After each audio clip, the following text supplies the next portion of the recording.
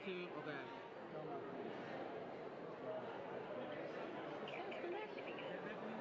Yeah.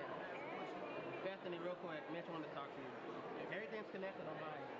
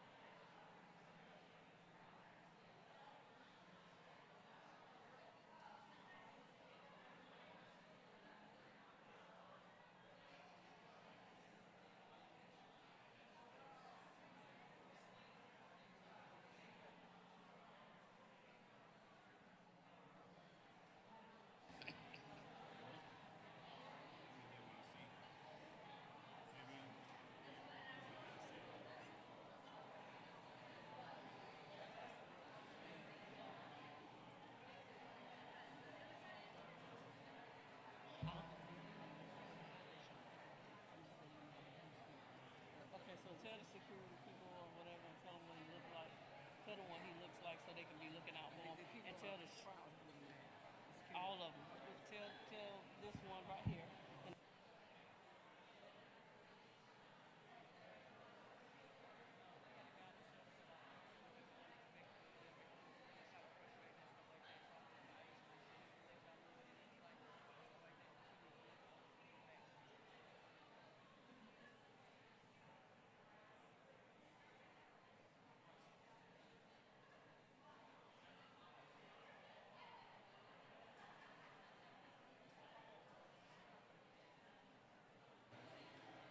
Good evening, everyone. Oh my goodness. Y'all look so great. Thank you for being here. Welcome to our 12th Congressional District Town Hall. And yes. I am Sandra Brown, the Deputy Chief of Staff and District Director for Congresswoman Adams. And I'm going to just do a quick announcement. Anyone who is parked at the store across the street, you may want to move your car because they're looking to tow. And we don't want y'all to get caught up in that. So please, if you're parked, please move your car. I was told at the store, period. I'm assuming all the places at the store. So you might want to check that out. Okay. Without further ado, I would like to introduce to you all your Congresswoman, our Congresswoman, Congresswoman Alma S. Adams.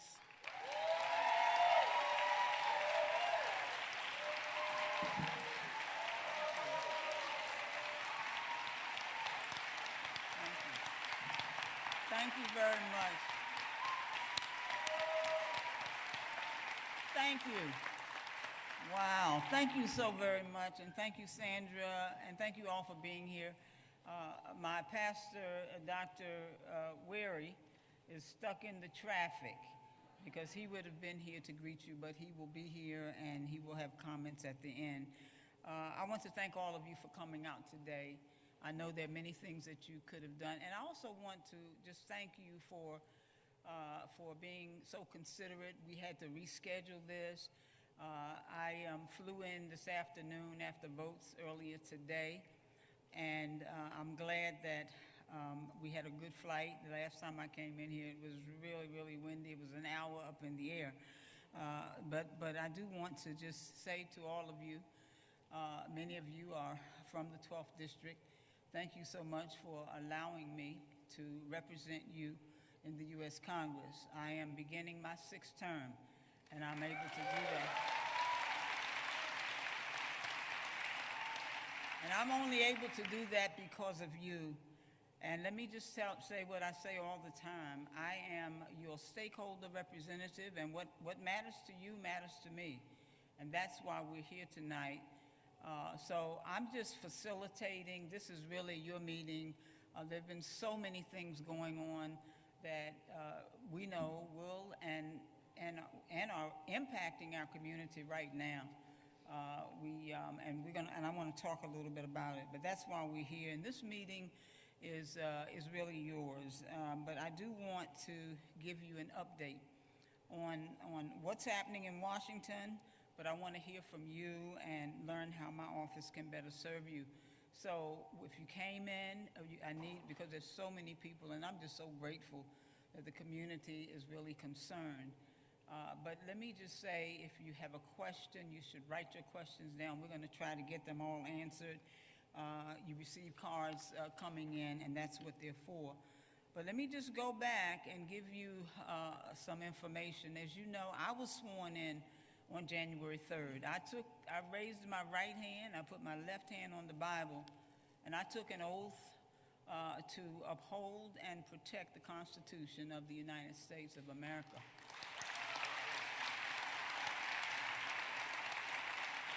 Now, after I was sworn in, a few weeks later, on the 20th of January, President Trump took office. And since that time, my office is here in Charlotte and even in Washington. We've been flooded with calls and letters They have been constantly streaming into my office about the reckless actions that are coming out of 1600 Pennsylvania Avenue. So there are a couple of things I want to talk about, and I'll just call them for the moment EOs, executive orders. There were 26 that the president actually signed on his first day. 83 he signed since that time. These are executive orders. Now, that's the most signed by any president in their first 100 days, and we haven't even gotten 100 days with this president yet. In the past 40 years, we've never had this before. And like I said, we're not even halfway through. But let me tell you that these executive orders, I know you've been reading about them, you've been hearing about them, but they do everything from stripping away birthright citizenship to eliminating DEI, and I like to say the words diversity, equity, and inclusion. They're good words. We are better off as a country, as a nation, because of the diversity. That is our strength. That's not a bad word. That's not the boogeyman, as people are trying to say. But in addition to eliminating what they call DEI programs, censoring our health agencies, that's going on, making English the national language. And as of today, and we've been watching the news, there is a serious attempt to dismantle the Department of Education. We're going to talk a little bit later about that.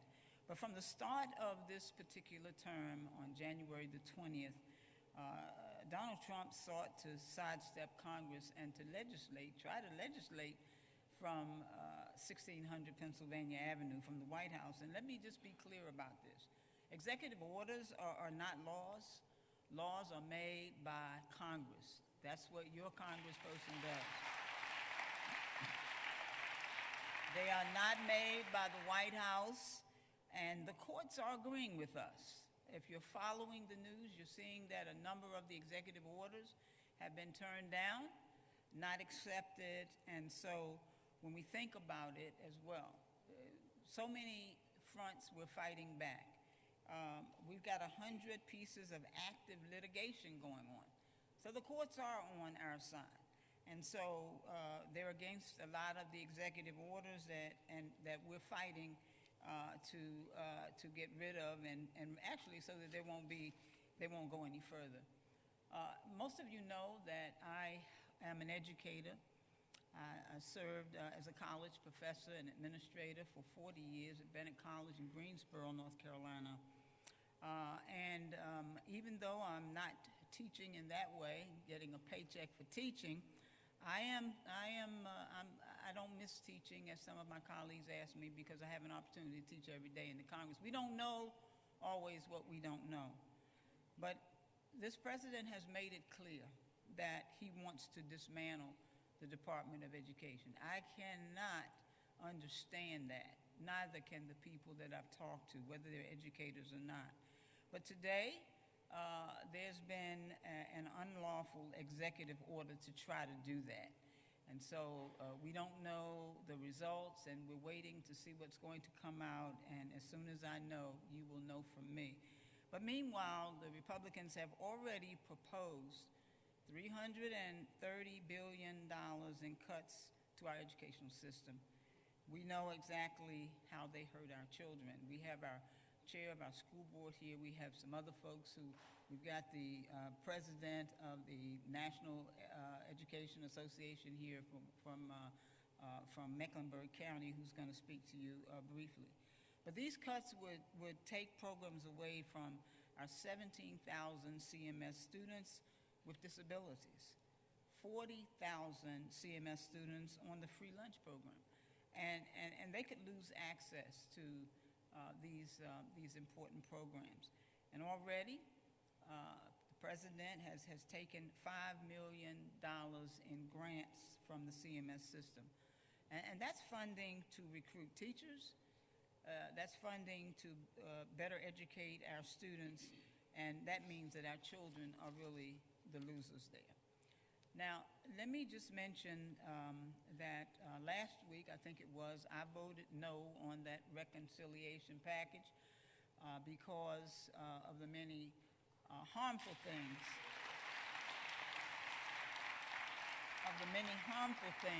that it does. And so we have already taken, or the president has already taken steps to actually cut some of our most important social safety nets. And I mentioned in terms of what's going on with the schools, but this proposed plan, and like I said, I couldn't vote for that, but hopefully between now and next Friday, that's the 14th, and you know that's the day that if we don't have a budget, if we don't have a CR, if we don't have something, then it's likely that the government will shut down. Now, okay, we hope that doesn't happen. That harms too many people. But that proposed plan that's on the table right now, that was in that reconciliation package, would actually see $230 billion in terms of cuts from food assistance, from our food assistance programs.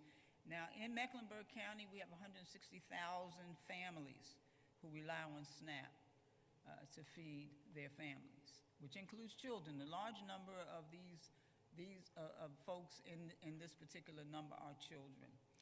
Now, you may know, and you may not, but I do work on 4 H's. I have a 4-H plan that I work on in the Congress: housing, healthcare, higher education, and hunger. Those things are so important to this district and to our state of North Carolina. There's also a proposal for $880 billion in cuts to Medicaid. Now, that is it's a health program that 400,000 residents in Mecklenburg County access. But when we think about Medicaid, it is about health, but it's also about food. It's about feeding, because if families are on Medicaid, that means that their children are able to get lunch and breakfast at school. So it has an impact that it can be very lasting and deadly. I do want to say something about how many veterans we got in here. Thank you for your service. Thank you for your service. I spoke to a veteran yesterday. The Democrats had a press conference, and this gentleman actually stood in the press conference, and he almost couldn't speak to us because he was in tears. He served 2 stints in Afghanistan. He has a federal job, and he was told through an email, pick up your things, tomorrow you will be fired. Now, this is someone who has served our country, who has protected our country, and this is what we've done and he's not the only veteran, because when you think about it, 1 in 10 veterans across this country are on Medicaid. In Mecklenburg County, that would amount to more than 5,200 veterans who would have their health care taken away. Because even when you think about jobs and all of the firings that have gone on, not only are they losing their jobs and their humanity in some cases, but they're also losing their health care. Because a lot of people, when you get a job, you also get that benefit. And so these programs have nearly a $3 billion economic impact here in Mecklenburg County, and that's serious. Now, let me just say a word about immigration. President Trump is weaponizing ICE against our immigrant communities. Now, I have a gentleman here who I've asked to come, who I've worked with quite a bit over the years, and he knows exactly what I'm talking about. So ICE has been authorized to raid our sanctuaries, our schools, and our hospitals. Now, when I first came here to serve in the Congress, we could not do that. We are a sanctuary city. But now they've opened that up, and so that meant that folks these officers could not go any and everywhere. They couldn't come in to our churches, and they couldn't come into our schools, although they were trying to stop people at the bus stops, because I was involved with trying to help get a young gentleman out. But you know, also, someone asked me about Ukraine, so I'm just going to make a point about that. I do support Ukraine. I have always supported the financial support for Ukraine. You know, and I can't tell you how distressed I am that our president seems to have sided against Ukraine and even against our government to side with Russia.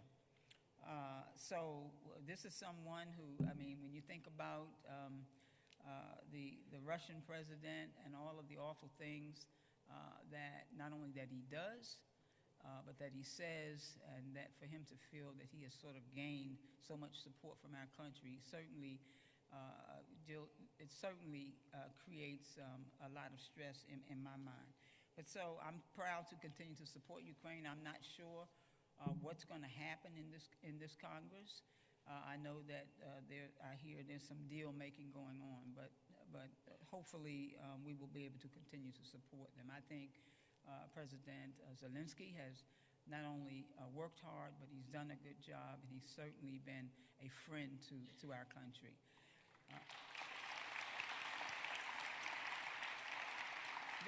Let me move on to just say a word about these tariffs. Now, I believe that the president, and if you all saw the address, the joint address last night, which I thought was just pretty awful. I did sit there, by the way. Let me just tell you, I sat there, and I did put my hat back on because they let Margaret Taylor Greene keep hers on, and I did ask the sergeant of arms to correct her, and he wouldn't. So I told him, don't come and bother me. I'm putting my hat on. But it appears to me that we are in a trade war as it relates to these tariffs, and all of us, we're going to be responsible for paying for it, and our children, and perhaps our children's children. But if these tariffs continue, then we can expect to pay more for everything. Now, I was told, as you were, during the presidential campaign, that on day one, we're going to have a better deal at the grocery store. Those $1 eggs are going to go down. I'm still paying $1 an egg, and I'm not buying a whole dozen anymore. But the point is, none of those promises have been kept. As a matter of fact, it does not even appear to me that the attention has been placed on really trying to make things better for our citizens. So last month, the cost of eggs here in Charlotte was about $6 a dozen. That's like 175% since December, 175% more. So you know, let's see if something happens there. One of the things that's going on right now that is stressing everybody out, and that is the firings that we're seeing with DOGE. That is the Department of, what do they call it? All right, you all know what I'm talking about. All right, and you know the little man, right? And you also know who's actually running this. This gentleman he's not from here, and I'm not, you know, I'm gonna be like Trump, say, well, he's not from here, but he certainly does not believe in the democratic principles that we hold, and certainly fairness, treating people with respect and dignity is not a part of his plan. There's been an attack launched on our federal employees, our federal workforce, our institutions, and so all federal DEI offices at this point have been closed. People's lives have been disrupted, and there's this buyout offer, which really was just an ultimatum, and I'm not sure where that's going, but people were told that they must return to work. Now, somebody asked a question, and I just want to answer that now. People were told that they must return to the office in person or they're going to be fired. Well, if you think about many of the people who working. First of all of our federal employees are not working in Washington. They're working all over this country and outside of this country in other places. Many U.S. aid workers are working in other countries trying to not only provide housing and support and food for people, for children, for families, good things that we should be doing. But many of these federal employees were hired during COVID. So when you tell people to come back to work, come back to the office when you never had an office, I'm not sure how that's going to work. And I think that's the plans that have been put in place, actually, they have not been thorough. They haven't thought them out because I'm not sure where these people are going to go. One gentleman testified before a committee we had the other day, and he said that he received a notice to just go find a federal building and can work out of that. Well, we know that's not possible. You can't just go into, say, the FBI building and say, hey, can you give me a little spot over here to put my computer up? That's not going to happen. But here in our district, we have 7,000 federal employees, and they are uncertain about their careers. They're uncertain about, and we're talking about people who have dedicated their lives to public service. Not because you make a whole lot of money, I can tell you, but they have done that, and they have continued to stay, and they have been basically given an email that basically says, you know, your service is no longer needed. You haven't been a satisfactory employee, so you're going to have to go and come pick up your things. And that's the end of that. No benefits. I mean, when you think about how cruel this is and how inhumane, but I can just tell you, I know who's in the White House right now, but there's a house above the White House, so I'm not going to worry about that. Now, just today, 2 buildings here in Charlotte, the leases were canceled. Now, these folks who work in these buildings provide services for you as far as Social Security and other kinds of benefits. Here's something that we all need to think about. When you lose your job and you lose it for no fault of your own, and even if you did something, the point is you are responsible for the lives of other people and providing services. So who will provide those services? When they shut these buildings down, when they fire people, there's nobody left to do the job. You can't even get anybody to answer the phone at the White House right now. But anyway, we're talking about shutting down critical agencies, and they've already been shut down. And if you all have been following what we've been doing, many of us have been protesting in Washington with other folks. I went to the Department of the Treasury. I went to the Department of Education. They had all the doors locked, and they would not let us in.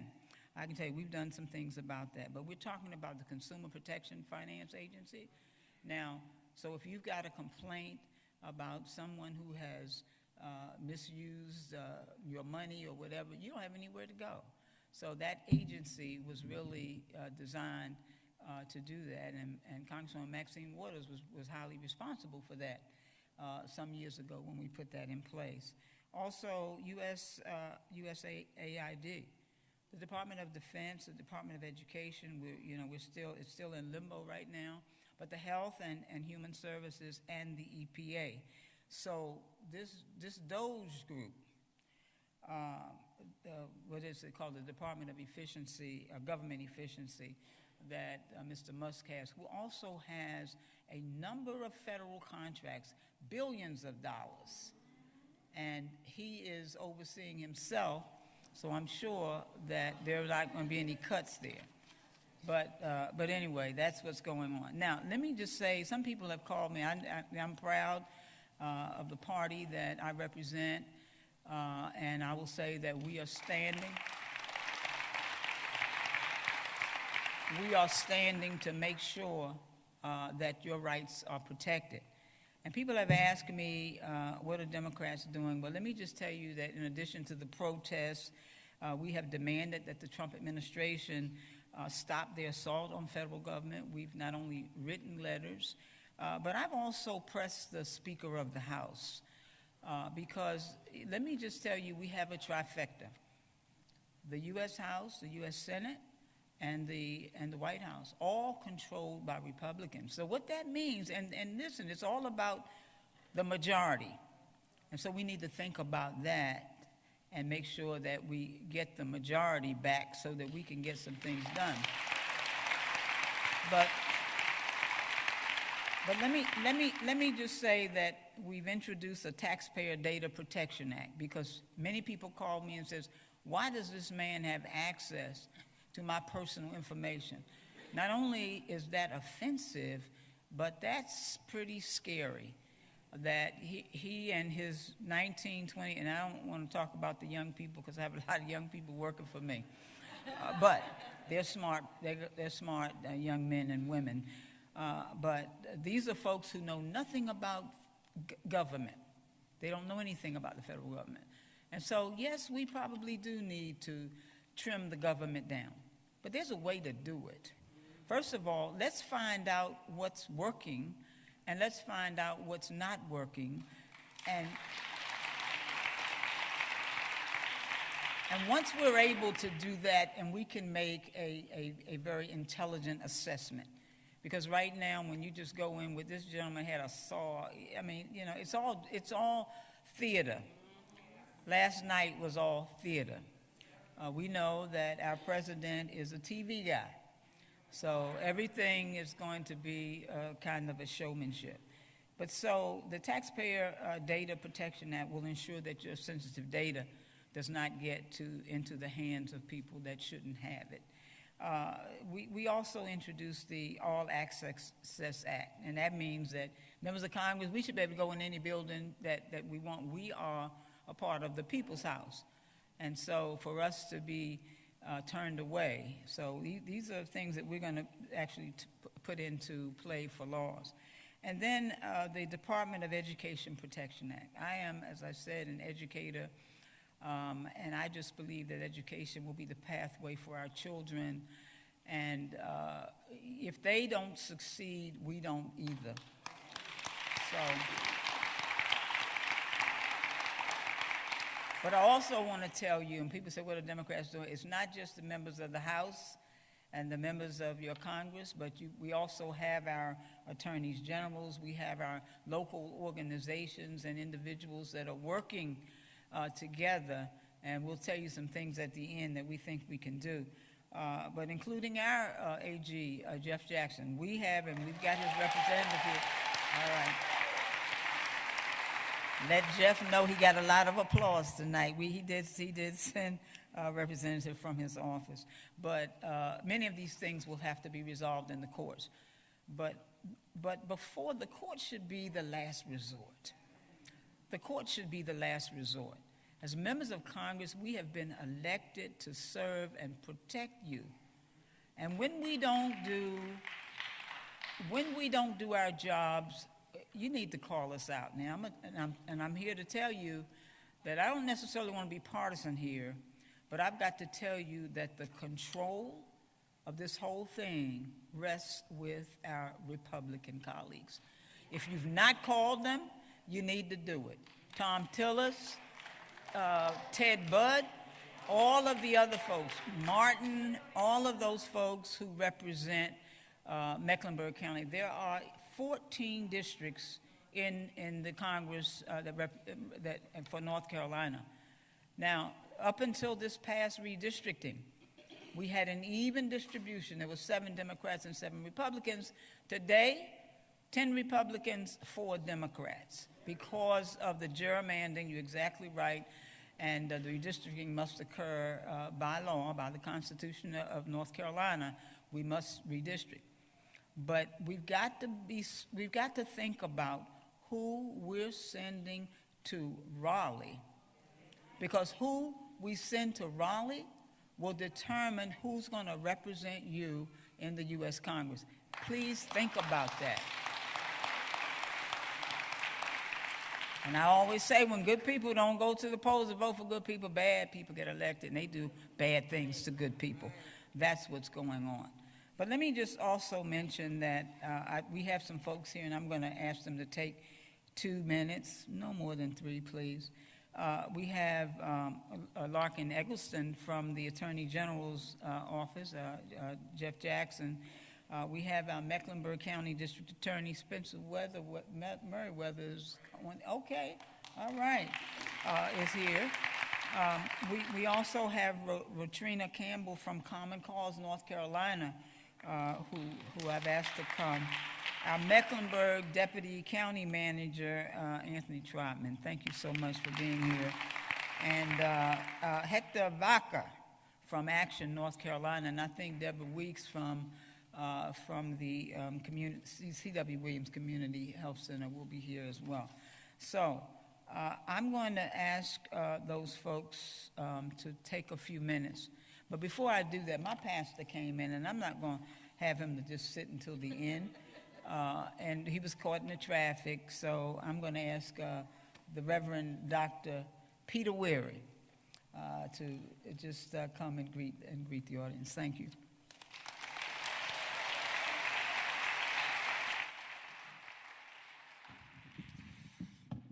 So good evening, everyone. Welcome to the other people's house. We call ourselves The Field, Mayfield Memorial Missionary Baptist Church, because we view it as our responsibility to be a part of the harvest of righteousness. So our prayer tonight is that justice would be done.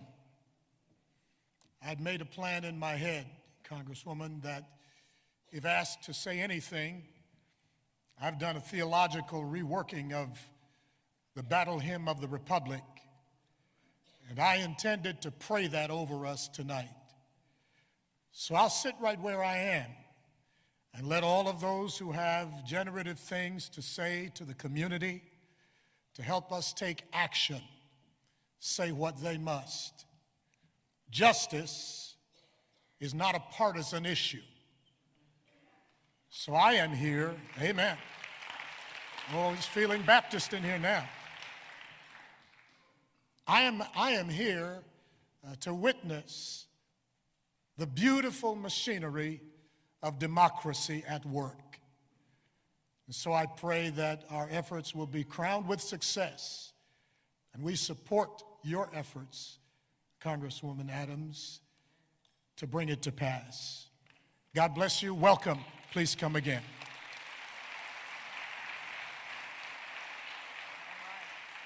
Y'all want to hear a good word? Come over here on Sunday morning, 10 o'clock. Guarantee you'll get one. So let's hear from, but before I do that, let me just tell you some things you can do. Right now, we've got a trifecta in our federal government. As I said before, the controlled White House, the U.S. House, and the U.S. Senate. Republicans control it. And so the responsibility to really stop what's going on, that this president has done, many of the things are just not constitutional. I'm just going to tell you, they're not. But because he hasn't been stopped, my colleagues, my Republican colleagues, they just seem to go along. I don't know if they're just scared as hell. Excuse me, Pastor. But you know, the president has a way of terrorizing folks. Now, so they're not speaking out. They're not telling him this is, because I can tell you these things that are happening are not just happening to Democrats, people who claim no party affiliation, or Republicans. They're happening to everybody. And so it's going to really take them, although we're doing our very best to get the attention, but when you think about it, he is the president of, and he's, according to what he said last night, he's the president of the Republicans, and that's not a good thing. He should be the president for all the people. And so I'm going to encourage you to do a couple of things. One, you've got to call your Republican senators, Tom Tillis and Ted Budd, and demand that they act against this administration, that they speak up. I can just tell you, you know, midterms coming, and you know, we can make a difference. But let me just say that we're going to hear a moment from these folks who have different constituencies that they work with and organizations that they are part of that I think can lend some encouragement, not only encouragement, but I'm interested to know what the impact is going to be. So I hope we're getting a lot of questions prepared there, and my staff and I will be prepared to answer them for you. So let's since the AG, can we hear from Larkin Eggleston? Used to be on our city council. You all know this guy, right?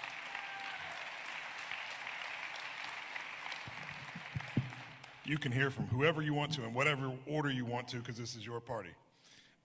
Thank you for having this town hall. As many of you are aware, not every member of Congress is having town halls right now. So I appreciate that my Congresswoman is.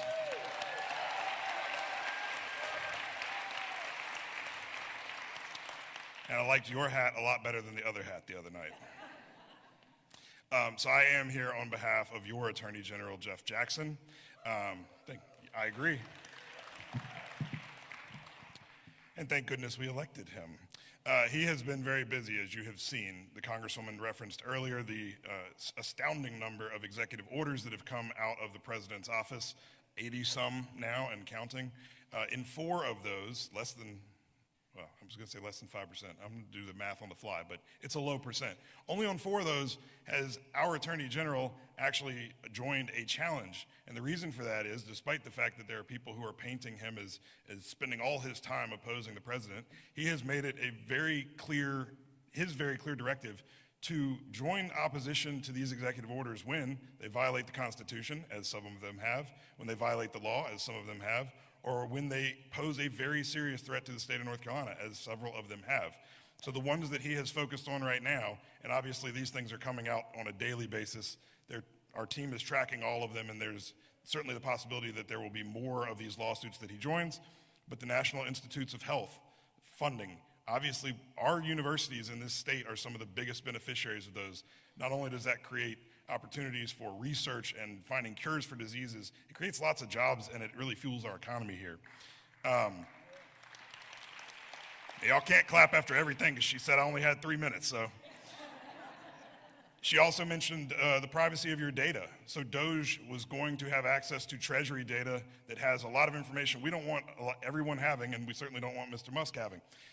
That's one of the ones he's joined there. There's obviously, we have a right to privacy of our data. That was at risk there.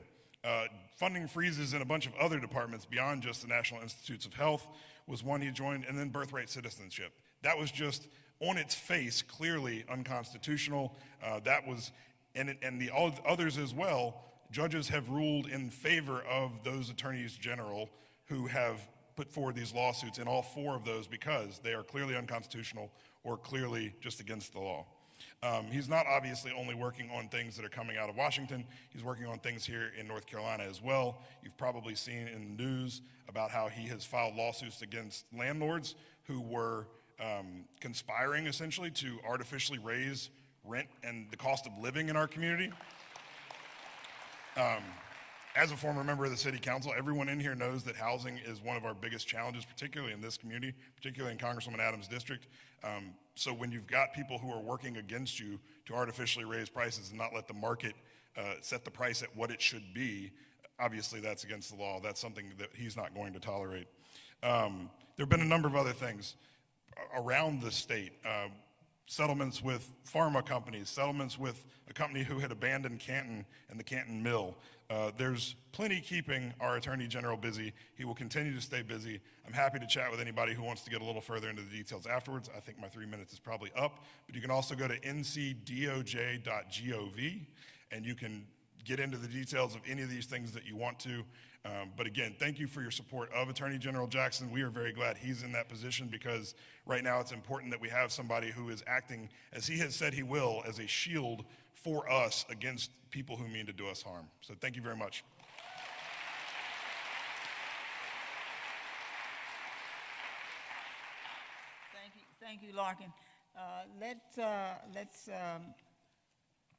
let's now hear from, I keep forgetting everybody's name. From our president, is that right? President of the CMS, NCAE, that's the National Education Association. That's right. Okay. Yes, ma'am.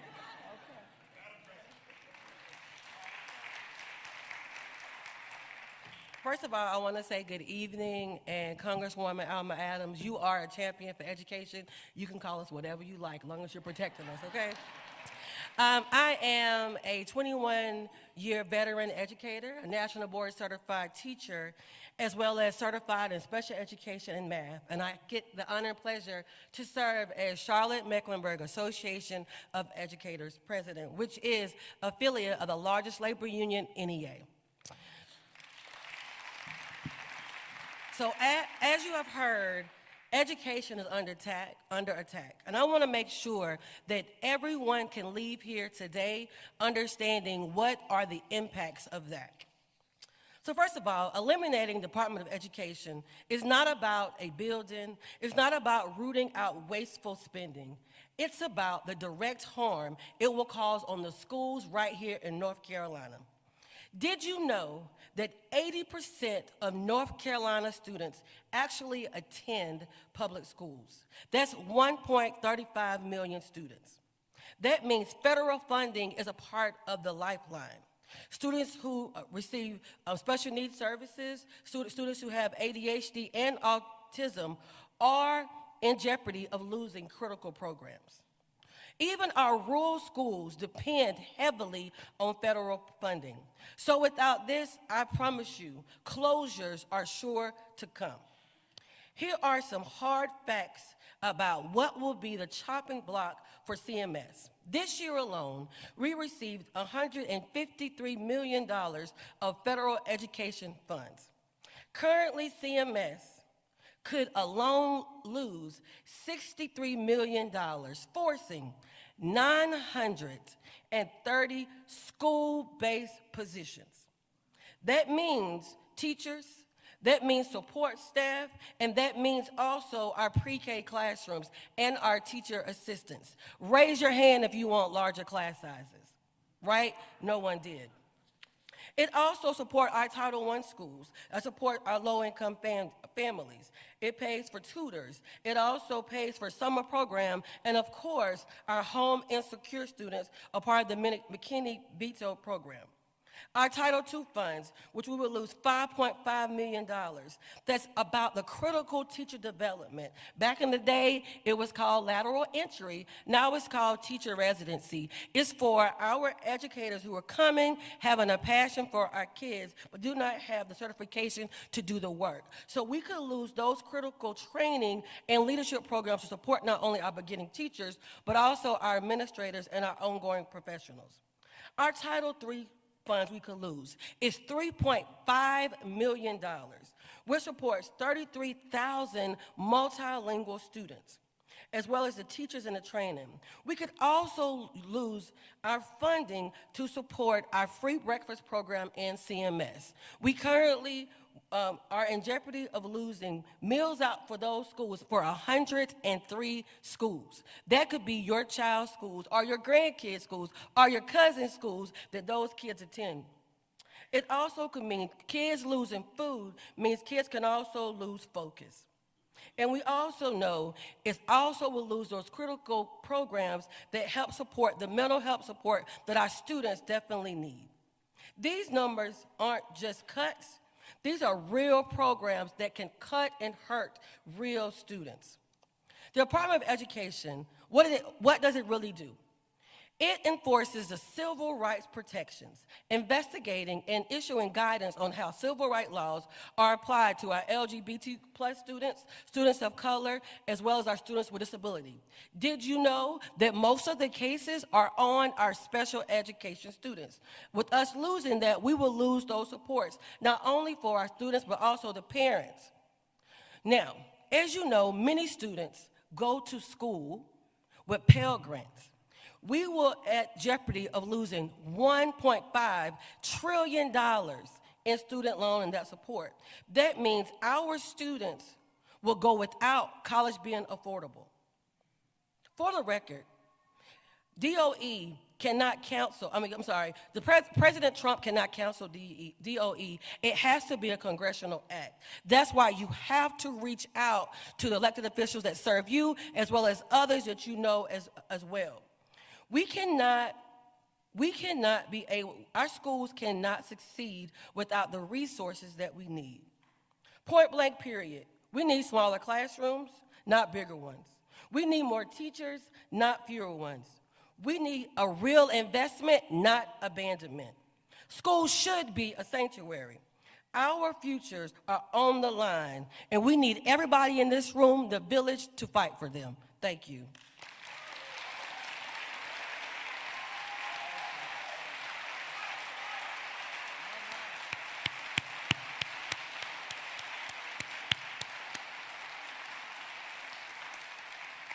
All right, Mr. Troutman.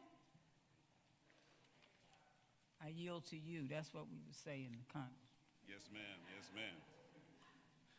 All right, good evening, everybody. First, I want to say thank you to my Congresswoman, who I very much appreciate all your leadership and your support for all the work that we do here in Mecklenburg County. You are appreciated. I am Anthony Troutman. I'm the Deputy County Manager here for Health and Human Services. And before I begin, any time I speak, I always like to recognize my Board of Commissioners, starting with my Chairman Mark Jarrell,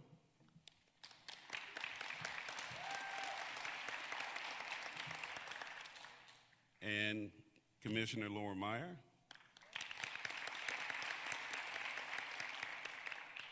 Commissioner Susan Rodriguez McDowell.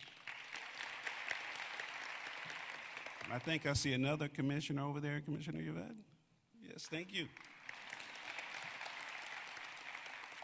So I want to talk to you all about some of the cuts that our Congresswoman mentioned, specifically some of the cuts to Medicaid, child care, and to SNAP benefits.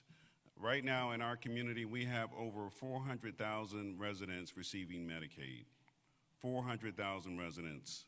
And with Medicaid expansion, we have 3.1 million residents in our state receiving Medicaid.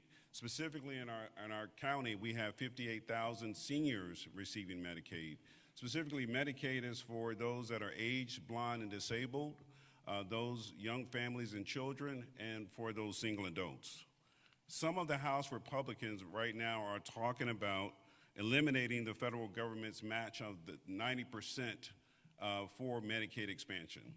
And if they eliminate that match, what that means for our community is that our state would end Medicaid expansion. And if they end Medicaid expansion, what that means for our community is that 72,000 individuals would lose Medicaid. 72,000 individuals would lose access to health care and all the other benefits they need, to transportation, dental care, vision care. It is a real problem. And in our state, currently with Medicaid expansion, we have 629,000 individuals that are receiving this benefit because of Medicaid expansion. If the federal government ends the expansion benefit, there is a law in our state that says as soon as the federal government ends that expansion, our state will hit a trigger and it would end the benefit. So that is something that we are very much concerned about. Medicaid is not just a benefit for access to care, but it's also an economic driver. Currently, in Mecklenburg County, it's a $2.1 billion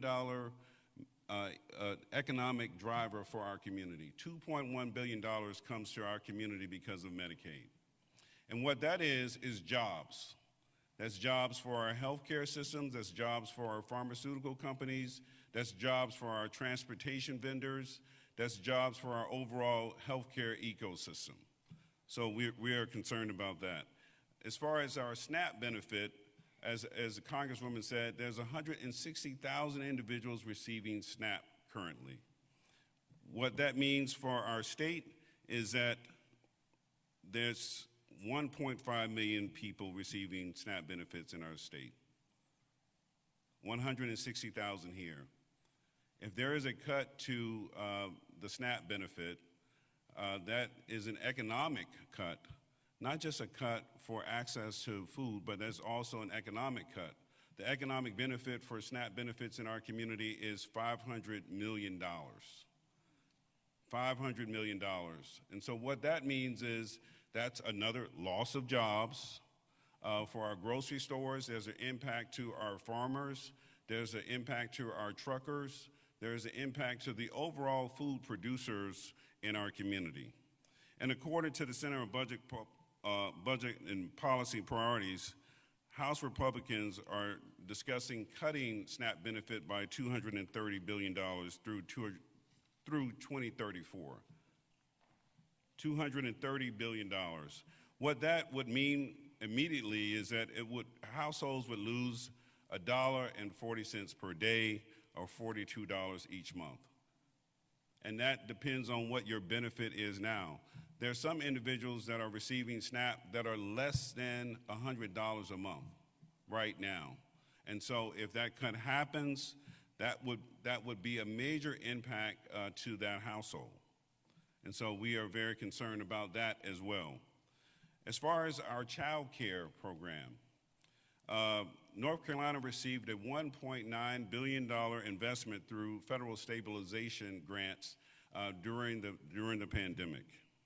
Without further funding, it is reported that 30% of those child care centers potentially could go out of business. That's around 1,500 child care providers. That means in our county, 14,500 children could lose access to child care if those child care providers go out of business. 14,500 child care providers can go out of business. And statewide, 91,000 children could lose access to child care. 91,000. And so what we have done here in our community, one is that we have invested over $143 million to increase access to child care since 2018. But that investment is not enough to take care of any of the federal cuts that potentially would happen. We are having conversations right now internally about, the impact of these cuts and what is our mitigation strategy to support our community, because as I pointed out my Board of Commissioners earlier, they are truly committed to serving the community. They are truly committed to serving the community, which is why we've invested so much. However, with the federal cuts, we do not have enough resources to take the place of the federal dollars, specifically Medicaid, SNAP, and child care. So we will continue to monitor some of these federal bills. We'll continue to work with our congressional members. We'll continue to work with our community partners to figure out a way that we will respond to all of these cuts. But we are not sitting by waiting for the cuts to happen. We're committed to figuring out a way to deal with them before anything happens. So thank you for your attention to this critical issue.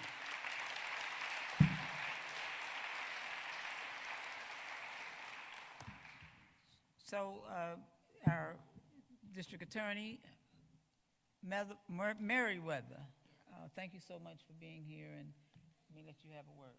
Thank you, Congresswoman. Thank you. Congresswoman, I don't think I'll need longer than a minute. When you invited me here, I told you I'm not a specialist in federal policy. I am not a specialist in a lot of the partisan rancor that we're certainly hearing here. As a matter of fact, it's extremely important that our instruments of justice are without political favor. And when you see that happening, it is important for you to stand up as well. The structure of our Constitution, and I can say this as a lawyer that's present, not speaking as a prosecutor, but speaking as someone who is an officer of the court. The structure of our Constitution is as follows. We depend on Article 1, which talks about the power of Congress. And when that falls short, we are sure to depend on Article 2, which talks about the power of the president. When that falls short, we depend on Article 3, which talks about the power of our courts. And when that falls short, we look to the preamble, which starts with 3 words, which are, we the people.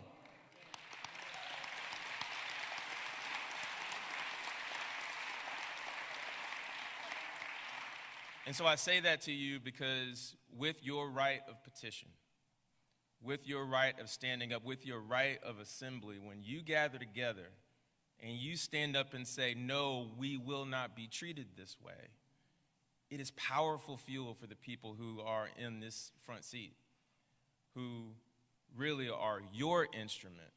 But it takes you standing up. At times like these, when our Constitution is tested, we are reminded, or we should be comforted, by the words of Martin Luther King in the very last speech that he gave. He talked about the difference between this country, what was supposed to be the difference between this country and other countries, that we should have different expectations for what happens here. He said that we should be true to what we say on paper. And so my ask of you is that whenever you see injustice in any of your instruments of government, that you have to demand on being true to what you see on paper. I wondered why it was that I was asked to stand up here, and I believe the reason is this, is because every single person who takes an oath to follow the Constitution has a duty to stand before you and make sure that that is done.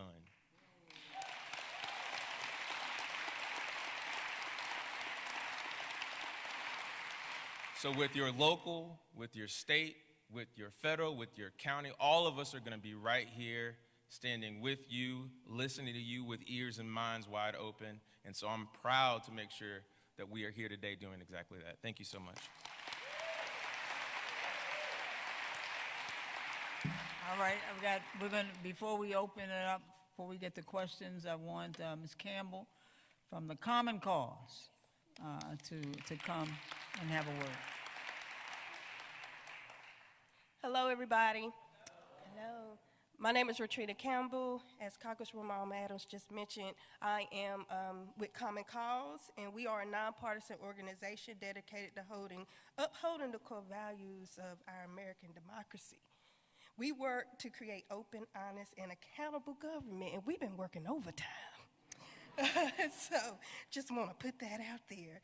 But today what I want to talk about, it's been so much information, I know I only have 3 minutes. I just want to talk about also on a federal level, just how things on a federal level do trickle down here to North Carolina and affect us as well. So it's so important to be involved. Right now we also have the SAVE Act, Safeguard American Voter Eligibility Act, also that is being proposed on the federal bill, which will require voters to present birth certificates or U.S. passport to prove their citizenship when registering or re-registering to vote in federal elections. But although the SAVE Act applies only to federal elections, it will allow our North Carolina lawmakers to enact a similar law for state elections. And I'll talk a little bit more about that. I do want to let you know how that affects North Carolinians.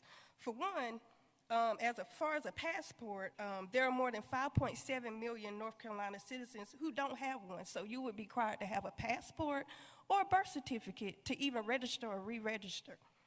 Also, approximately 2.3 million North Carolina women do not have a birth certificate that matches their current legal name. So that would be an issue.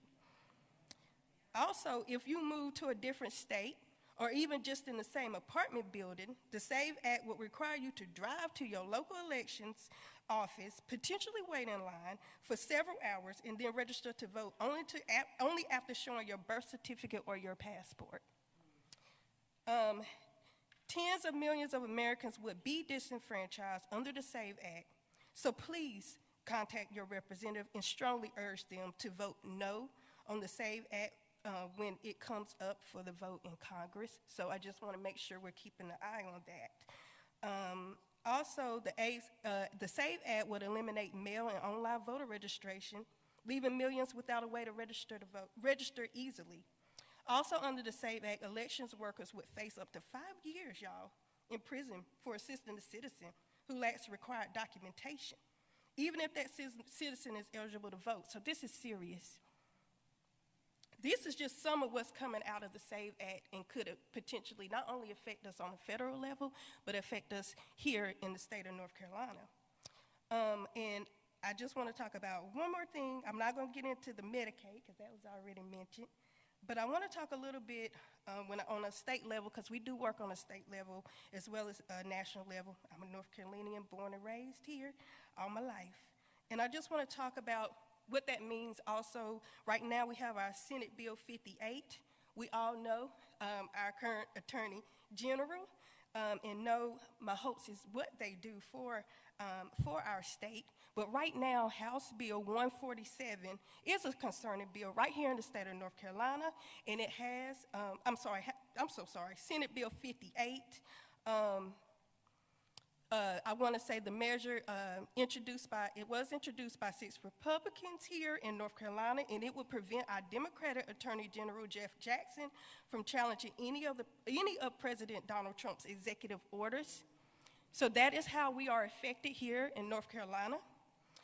It expands upon a sweeping 132-page bill last year that included a provision preventing Jackson from challenging any measure passed by the Republican-controlled General Assembly. In short, it would unconstitutionally prohibit the Attorney General from taking legal action against any statute passed by our North Carolina General Assembly or any executive order issued by the President. That is how it will affect us in North Carolina. That is the fight that we're working on here also in North Carolina. So I just want to talk about one quick thing, what you can do. As always, we ask that you and urge you to reach out to your representative and email them saying you're watching SB 58 and you do not want this to become law. So we do want you to please keep an eye out for that. And I think my time is almost up. And I will, on a national level, though, I'm going to just mention this. If you could please follow our Firing Must campaign, because we're still trying to figure out who is actually leading this country. So please follow us there. Thank you. Yeah, I'm trying to figure that out too. So we've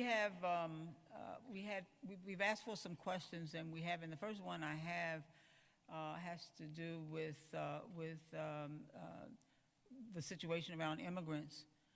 And so I think Hector is here, and I just want him to answer the question. And while he's coming, I want to acknowledge all of the elected officials who are here, and thank you so much for your service. If you're an elected official, stand up. If you're an appointed official, stand up. All right. Yeah. Service is the rent we pay. So I'm going to ask you to read the question. I couldn't read the handwriting. And if you will answer it. One of the things that I want to tell you that from my first entrance into Mecklenburg County, one of the groups that I worked with a lot was the DACAs and the immigrant community. And, you know, we're still trying. I still believe in comprehensive immigration reform. We've got to do that. And we've got to protect people and respect people regardless of what they look like, where they come from. I think I just want to thank Hector for being here. Let me give you a few minutes to answer that question, because I think then I won't have to answer it. Okay. So the question actually comes from Manolo Betancourt with Manolo's Bakery. I'm wearing one of their shirts. Made in America by immigrant hands. His question is, or his commentary is, everyday ICE is picking up immigrants in Charlotte. We're not criminals. My bakery is losing money. What is your position on ICE? We are in fear. And the truth of the matter is, from everything I've ever learned about the Congresswoman, she's an ally of the immigrant community. As a matter of fact, one day I got a random call from somebody that I didn't even recognize, and it was the Congresswoman calling to let me know that this is her cell phone number in case the immigrant community needs her. This is how strong of an ally she is for the immigrant community. The truth of the matter is this: the immigrant community, they're coming for our families, they're coming for everybody. The president said they're going to be going after the quote-unquote bad ones. The truth of the matter is, what we're seeing now is that they're going after everyone. They've even gone into Puerto Rican restaurants because we're brown. Puerto Ricans are US citizens. And the truth of the matter is that we need to stand together. We need to be speaking with our elected officials, like the Congresswoman, on both sides of the aisle, not just the Republicans, but the Democrats. Because sadly, we have not seen the kind of movement that we have from many on the Democratic side, except for our Congresswoman. We need more leadership like hers to fight back. But in the end, what's happening is an attempt to divide us all, because in every dictatorship, or which is what it looks like to me right now, there is always an attempt to separate us. There's always an attempt to create a stranger, somebody who's different from the rest of us, so that we have somebody to hate for the things that are going not the way we would like in our own lives. The truth of the matter is that we're all responsible for making sure that we're holding truth to power, that we're holding others accountable, and we need to be working together, loving each other. If somebody's on the other side of the aisle and they happen to have changed their minds after this past election, let's extend an olive branch, because those are the people we're gonna need in the next election. And I say this as somebody who comes from a family where I have people on both sides of the aisle. I'm still waiting for my family to wake up. But they're going after the Puerto Ricans. We're US citizens. Going after citizenship, taking away our citizenship so that they can deport us, so they can deport children with their parents. We were born here. This is our land just as much as everybody else's. We deserve to be here. We built this country. We go to the same schools as everybody. We're your work colleagues. I'm a US citizen, but I come from a family of migrants. They're going after people with temporary status. People are coming here looking for asylum because they're fearful in their own countries. Fearful that they might be killed. Fearful that they won't have enough to eat. And we need to be doing something about that. They're going after the organizations that work with the immigrant community. We need to be supporting each other. And I know that my time is about to run out, so I'm gonna cut it short by saying that we need to do stuff, we need to stay engaged, not just vote. Voting is what we do every 4 years, but what do we do in the meantime? We need to organize. We need to meet with our members of Congress. We need to participate in the rallies when they happen. But in the end, what we need to do is open our mouths if we want to be heard, because if you stay home and do nothing, you're letting it happen. All we need for evil to prevail is for good people to do nothing. And I'm gonna end it with a quote from one of my favorite people of all time, Frederick Douglass, a quote from Frederick Douglass. Those who profess to favor freedom, yet depreciate agitation, are people who want crops without plowing the ground. They want rain without thunder and lightning. They want the oceans without the roar of its many waters. The struggle may be moral, or it may be a physical one, or it may be both, but it must be a struggle. Power concedes nothing without a demand. It never did, and it never will. Find out just what any people will quietly submit to, and you have found out the exact measure of injustice and wrong which will be imposed upon them. And these will continue till they are resisted. So only together can we do this. Only with allies like the Congresswoman can we make a difference. We should call her and work with her. Call with our other members of Congress. Put their feet to the fire to follow the example of our brave Congresswoman right here. Thank you. Thank you, Hector. All right, we're going to get some questions, and we can move this now, I guess. Right? I've got some staff members here. We came in together on the flight, and they work with me, and primarily on the legislative end, because that's pretty much what we do in Washington. Here in the district, we help you with the various agencies, and hopefully we'll be able to get some people answering the phone since they're firing everybody. We're just not sure what's gonna happen. But Ruben Cedello is my legislative assistant who handles education for me. You've met Sandra Brown already, who runs my district office. My communications director, Caleb Harmon, is here. And Thatcher Townsend is here. And I missed somebody. Did I miss someone? Oh, Turner Taylor, Turner Jones, getting ready to go to he's getting ready to go to law school, and who helps us with our communications. Locally, we have Elijah Jameson and Lawrence Brinson, who's a JCSU, and you've met Sandra Brown, Carson Kuhn and Yara Elbaro, Praise Taylor. And who else? Did I miss someone? Aisha Pratt, who actually handles our constituent services. So we have some questions, but I want to make sure that these disastrous decisions that have been coming down from Washington, that we're able to at least address some of the questions. So I'm going to ask, who's going to give me the questions?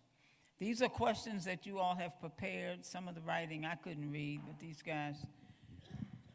Okay, so they want me to sit down. I don't know if I want to, but we need to move that. Yes, ma'am.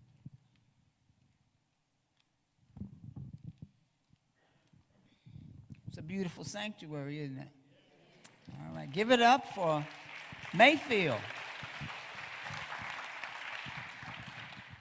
Good evening, everybody. You're right, this is a beautiful sanctuary. You know it is when everyone responds back with good evening. We have a few of your questions to ask Congresswoman Adams. However, because we have gotten so many questions, we want to make sure that if we don't get a chance to speak with you tonight, make sure that you find one of our staff, get our business cards, and call our office so we can answer your questions after this event's over as well. The other thing I want to mention too, that we have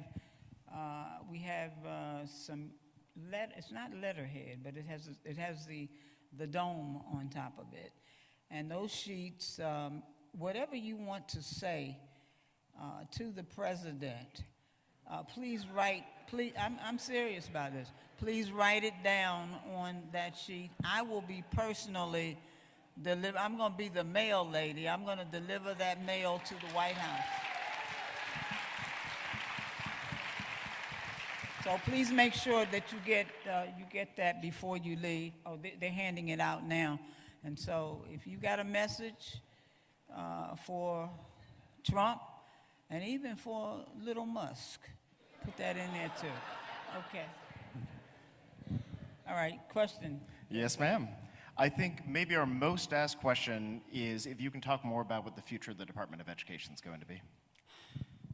Let's just hope that the Department of Education does have the kind of future that we know it can have. Now, I think that, we just had an excellent secretary who was with the last administration, Secretary Cardona, who came to Charlotte at least 3 times to do some things with us here, who really cared about children and about their future.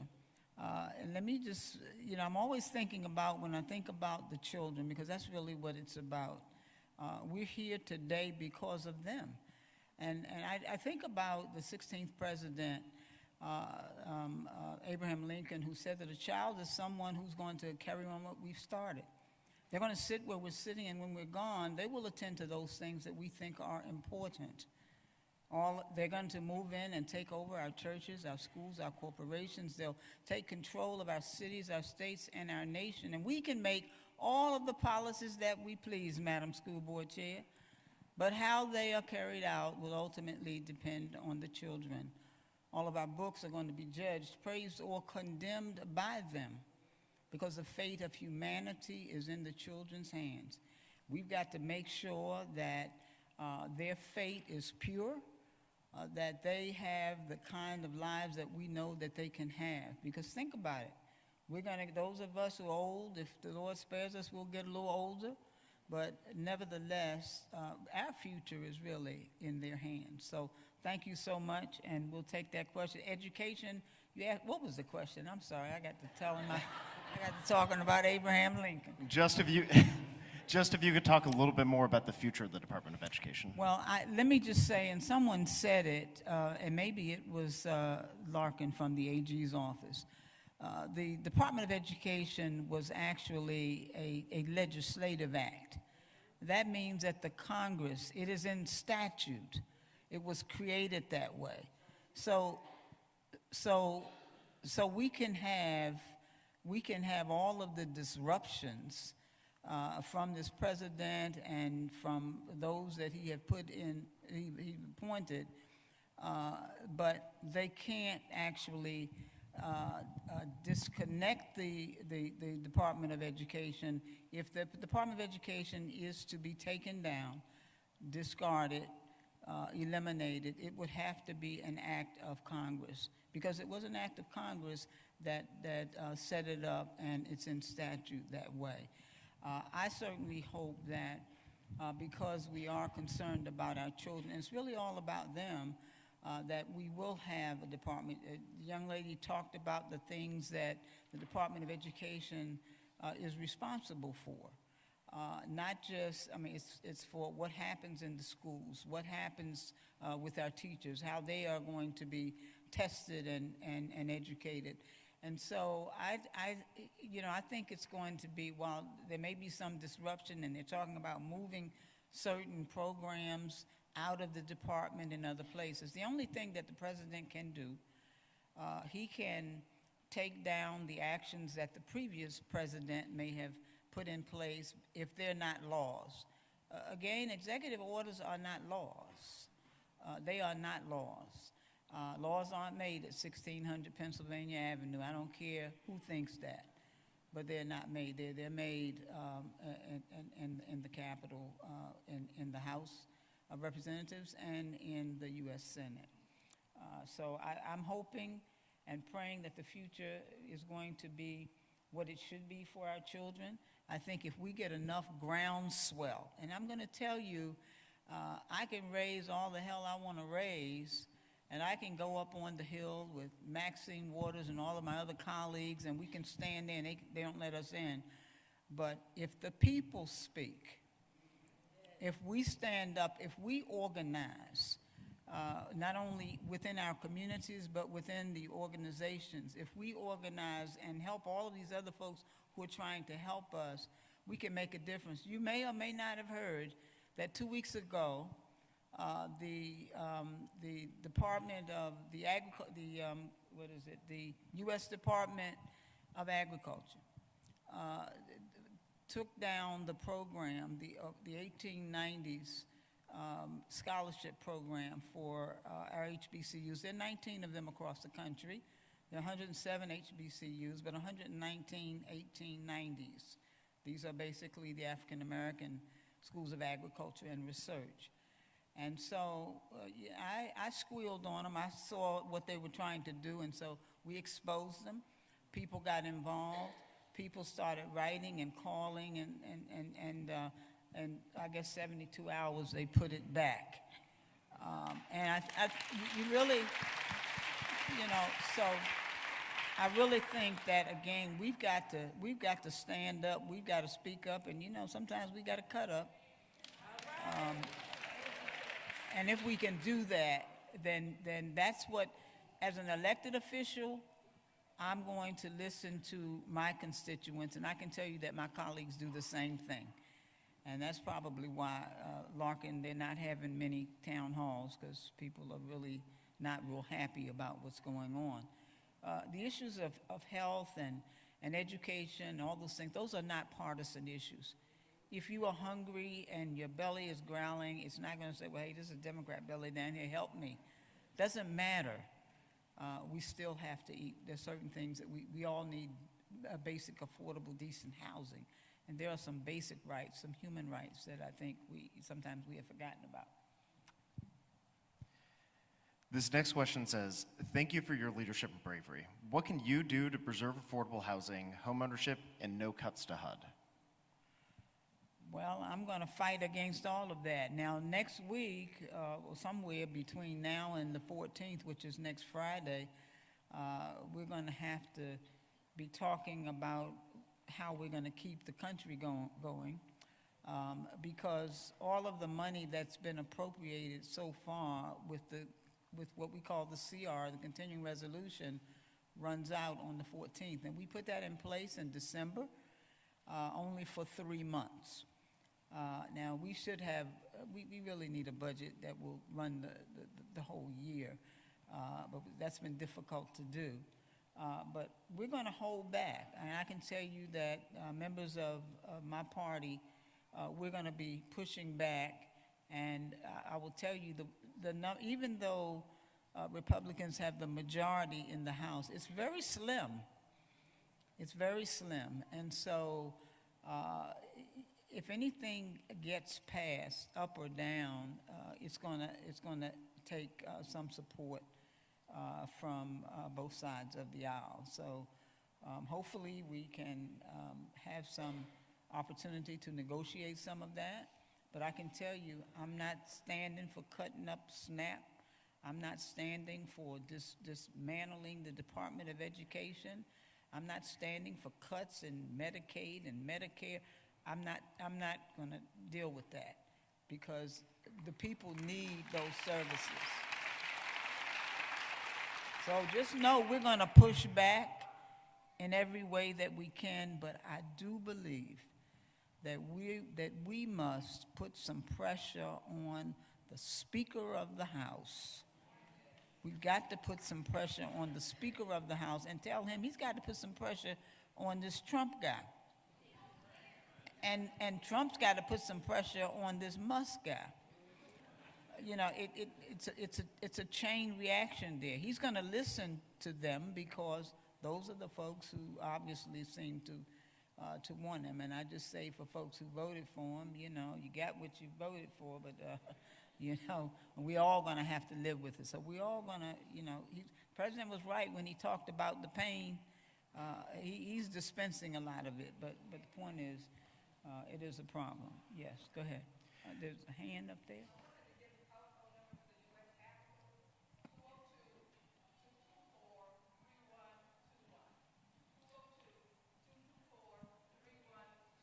Do you want to say that into the microphone, maybe? The U.S. Capitol, 202-224-3121. I called it every day, twice a day, asking for Tom Tillis and Ted Budd. And here's a clue. Don't go through the teleprompts. Ask for the operator and inundate the operators with your calls.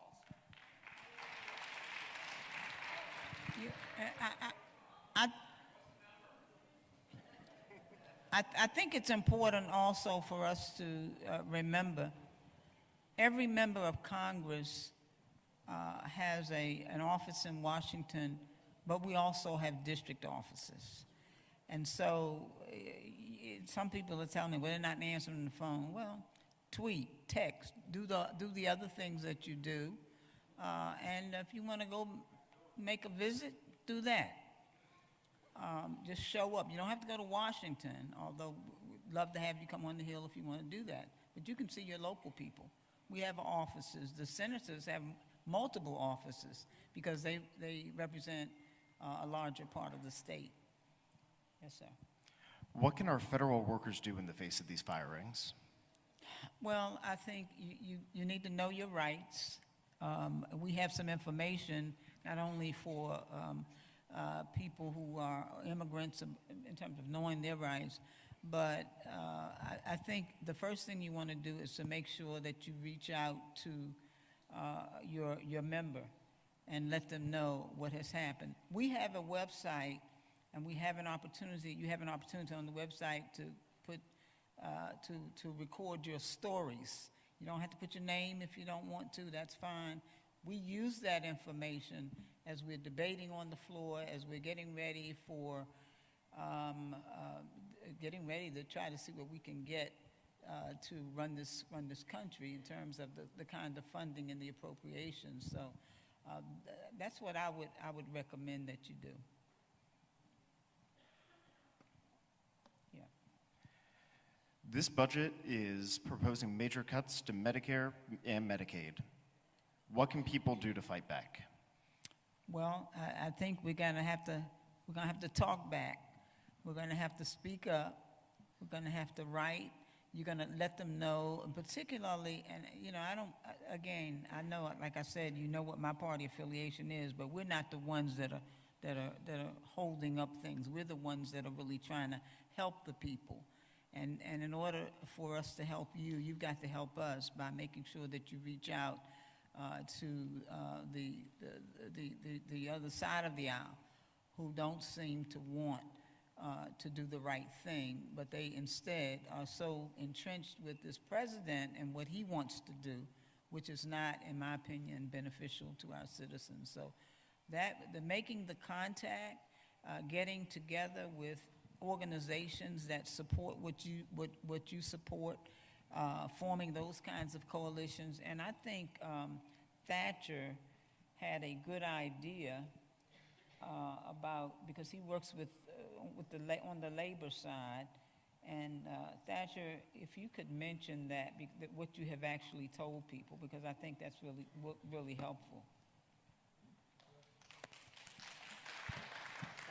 Hey everyone, thanks for coming out tonight. I just wanted to recommend to everyone, it's always really helpful for members of Congress and for staff if you're able to come together with like-minded individuals in your district, maybe people who have been personally impacted by policies from this administration. If you want to come together, form an organization between citizens and reach out to legislative staff with congressional offices and try and set up meetings. I think banding together based on kind of collective interests is always really helpful for congressional staff, so that's a recommendation I would share. In other words, don't go by yourself. Don't go by yourself. Go with the team. Organize yourself, even if you give yourselves a name, and create an organization. I mean, again, so they're going to probably be more receptive if you come in a group and say, we're the organization of whatever, and this is what we work on, and we need you to hear from us. That seems to be a more, not only, it's received, I think, better by members when we have more than one person coming. I know, well, I mean, I try to see anybody that comes in my door if I'm there, but I do think it's really important. Now, I thought that was a good idea. So we're an organization. We've been working on this issue with health care for kids, and we need you to know what you're proposing here and what this president's proposing and what you all are supporting. It's not so much what's coming out of the White House. The real damaging thing is that there's no pushback from the Republicans, and they seem to, now listen, many of you may have children or whatever, and you know what happens when you tell your child, well, look, don't do that, and so they're going to do it, and just to see, nothing happens, and so, okay, we're going to do something else. We're going to do, and think about it. Things are coming down the pike so quickly. What do they call it? Flooding the zone. They're flooding the zone, and as we're working on one thing, another thing comes up the next day, and so forth. And if some of this had been stopped early on, I can guarantee you that we wouldn't be sitting here tonight with all of these other things. But the president has got to be stopped, and the only people who can do that, in my opinion, and we can pull together with these Republicans and say, hey, y'all come on our side and we'll do it. But all they have to do is have a good talking to him. You know, sometimes you just have to do that and say, look, hey, I can tell you that many of my colleagues don't like what's going on. but they're afraid to speak out publicly about it. Article 25. Okay, you're right. Yes, sir. It looks like we have time for one more question. Republicans currently have a trifecta, which for everybody that isn't aware means that they have control of the House of Representatives, Senate, and the White House. What else can Democrats do to fight back when they're the minority? And this question might actually be better answered with you and a representative from the Attorney General's office. Yeah. Okay. Come on up. Come on up here, Larkin. Am I supposed to take the chair? I mean, I think the Congresswoman has said it. It's just about, I think we need to put faces to these stories. I mean, we can talk about that we don't like certain people, that we don't like certain policies, but I think that some of the things that Attorney General Jackson has joined lawsuits against, when we talk about the jobs that will be lost in North Carolina, when we talk about federal funding that's trying to help repair Western North Carolina and bring back an entire part of our state, that's not a part of the state that is inherently blue politically, right? But these will be pain points that are felt by people in Western North Carolina, throughout North Carolina, and throughout this country. I think we've got to put those names and faces and stories to highlight what the real impacts are, not just say we don't like policies, or we don't like the people that are writing the policies, but who are they hurting? And they're hurting constituents in every member of Congress's, every district of every member of Congress from North Carolina and everywhere in this country. To me, I think that makes the argument more powerful. Okay. And record the information, put it out on social media, so many people are watching. So that's another way that I think you can reach people by using the social media. So, you have another question? It looks like we might have one more question, which is, what can we do to protect Social Security? I'm sorry. What can we do to protect Social Security? Well, you know I want to protect Social Security too, because I'm there. And I thank God for the time that He's given me to get there. But listen, Social Security, when you think about it, that really speaks to your working life. You've worked, you've invested, that's your money. And nobody should take it from you. Not the government, not the Congress, not the president. No one should take it from you. Again, I need your help. We're talking about those of us who've reached that age. You're talking about those of you who want to get here. And we've got to think about that. And for the younger people who are in here, you know, you have parents and grandparents, and, you know, you think about that because we're going to need you to take care of them. But we're just going to have to, be very vocal about this. Because when you think about Social Security, it's not just about that individual. It could be if something happens to you that's support for your children, support for those you leave behind. So I just, listen, if everybody in here, and I don't know how many people in here, but Pastor, but there's a whole lot. If we could all write something and put that out publicly. But listen, I think Tom Tillis needs to hear from you. I mean, really, look, he's a senator. Well, tweet out about that. Let people know, you know, my U.S. Senator, he's not answering the phone. Well, put the word out to him another way. Put it out on social media. Tweet it out. Text it out. Leave a note on his door. He has offices, at least 2 or 3 in the state. So leave it on the voicemail. We check our voicemail. I log in all of the calls that come into my office, and I'm sure my colleagues do the same thing. So they'll be getting your messages. You may not get to talk to him directly, but he'll get your message.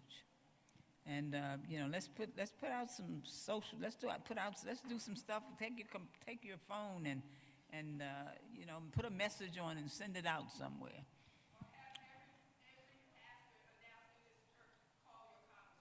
Okay, we can do that. Yeah. All right. Okay. Is there one other? That's unfortunately all we have time for. Thank you so much, Congresswoman Adams.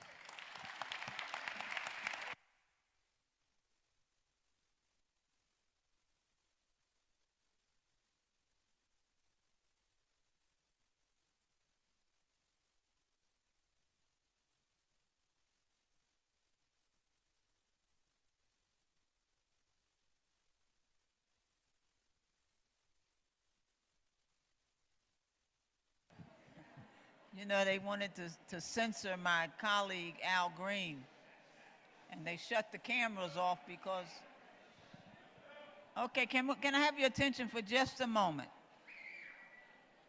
All right, please make sure you leave your message for the president. We've got the paper out there for you to do it. Leave your message for the president. We'll take it back. I just want to personally thank Mayfield for opening its doors for us tonight. Let's thank Mayfield, all of the workers here, thank my staff, and of course the Sheriff's Department. Thank you so much for being here. And to all of my guests who are here, thank you so much. Thank you for offering your comments. And just a minute, you know, I'm a good Baptist.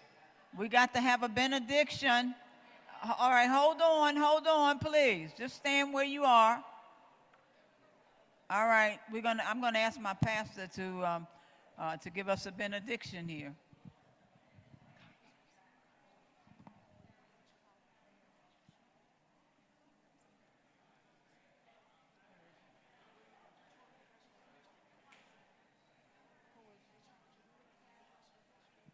Oh, where's William Mitchell? He's the chair of the 12th district. If you all don't know Mr. Mitchell, he's right here. And we have our, when is the conference? May?